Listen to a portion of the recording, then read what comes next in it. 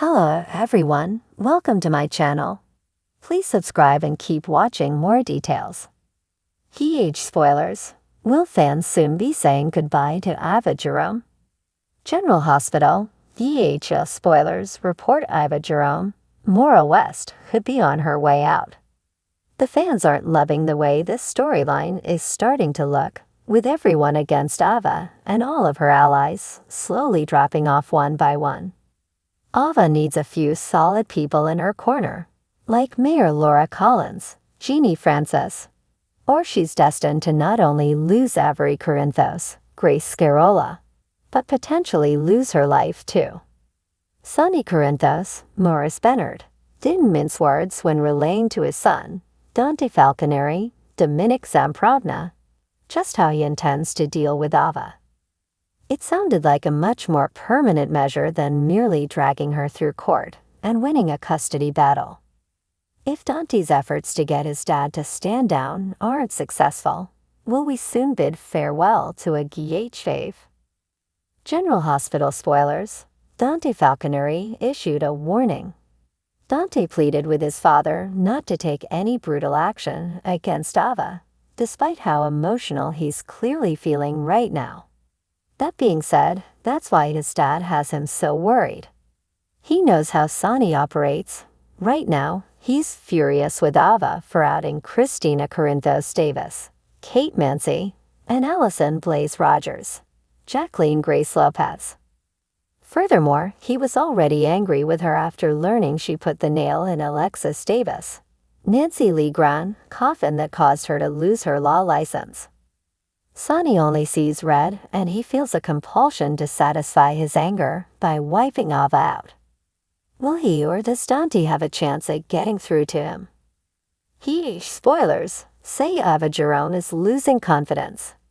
The last few days have been a whirlwind for Ava. Even though she's had a bit of the upper hand in knowing that Sonny hasn't been properly medicated for months, she still wasn't able to navigate his mood swings while exempting herself from ever being the target of one of his tirades. When Christina told her father the truth about what Ava had done to Alexis, it was over. Ava was shocked to hear Sonny say he wanted her out of his home, and right away, without their daughter. But the subsequent news that he would be fighting her for custody and using her temporary living situation at the Metro Court Hotel as just cause as to why she's not fit to have custody came as a crushing blow. Ava immediately sprang into action, trying to shore up her defenses and make sure she has reputable people on her side in court. But her attack on Christina and Blaze didn't do her any favors, and she knows it. Though she never intended for it to be traced back to her, now that it has been, whatever will she do? General Hospital spoilers say it ain't so.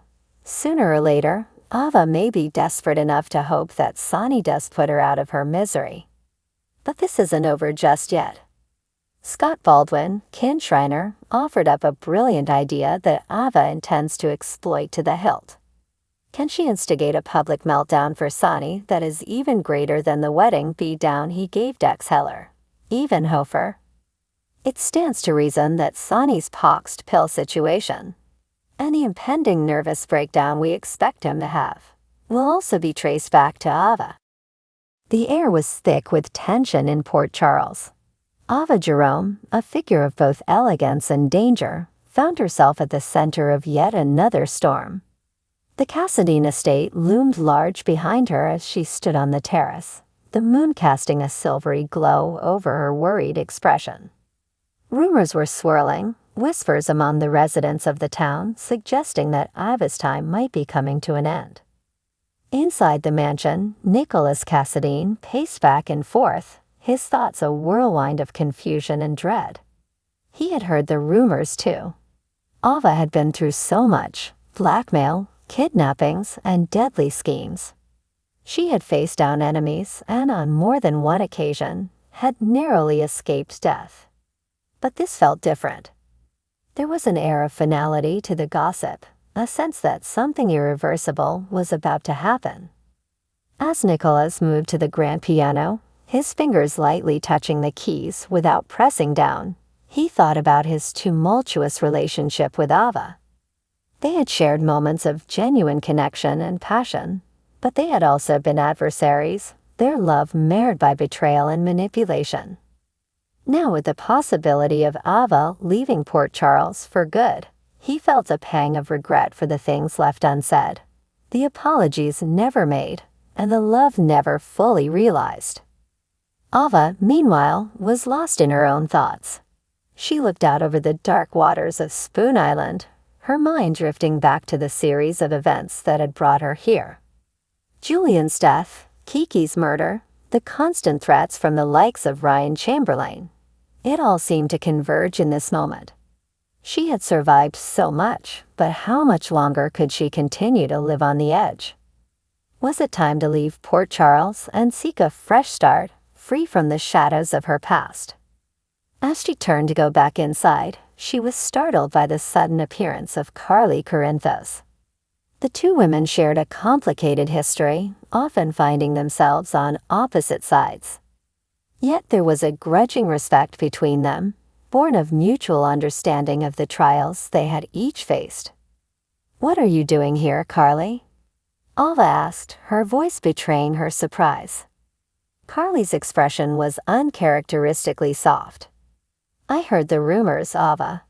People are saying you might be leaving." Ava's eyes narrowed. "And why would that concern you?" "Because," Carly replied, stepping closer, "despite everything, you're important to this town. You're a survivor, Ava. And in some twisted way, I admire that." Ava chuckled softly. "I never thought I'd hear you say that." Carly shrugged. "Times change. People change. I just wanted to say, if you do decide to leave, make sure it's for the right reasons. Don't run away because you're scared."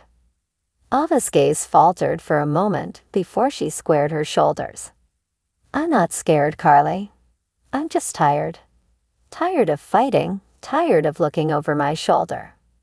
Carly nodded. "I get that. But sometimes the fight is what keeps us going." With that, Carly turned and left, leaving Ava to her thoughts. The conversation had stirred something within her. She had always prided herself on her strength, her ability to face down any threat. But perhaps Carly was right. Running away wasn't the answer. The next morning, Ava found herself at the Metro Court, sitting across from her closest confidant, Nina Reeves. Nina, who had her own complicated history with Ava, looked concerned. "I heard the rumors," Nina said, echoing Carly's earlier words. "Are you really thinking about leaving?" Ava sighed. "I don't know, Nina. Part of me thinks it's the best thing to do. Start fresh somewhere new." "But," Nina prompted gently. "But another part of me feels like I'm giving up," Ava admitted. "And I hate that feeling." Nina reached across the table and took Ava's hand. "You're one of the strongest people I know, Ava. Whatever you decide, you'll be okay. Just make sure it's what you really want." Ava nodded, squeezing Nina's hand. "Thank you, Nina.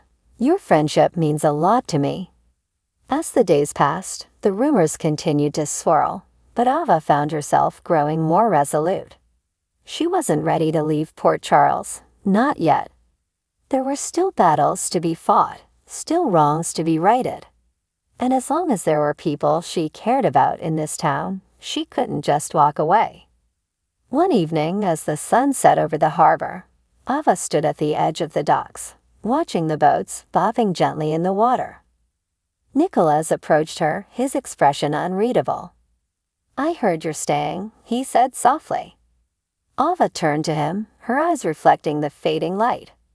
"Yes, I am. For now." Nicholas nodded, a hint of a smile playing at his lips. "Good. Port Charles wouldn't be the same without you." As they stood there, side by side, the future remained uncertain. But for the first time in a long while, Ava felt a glimmer of hope.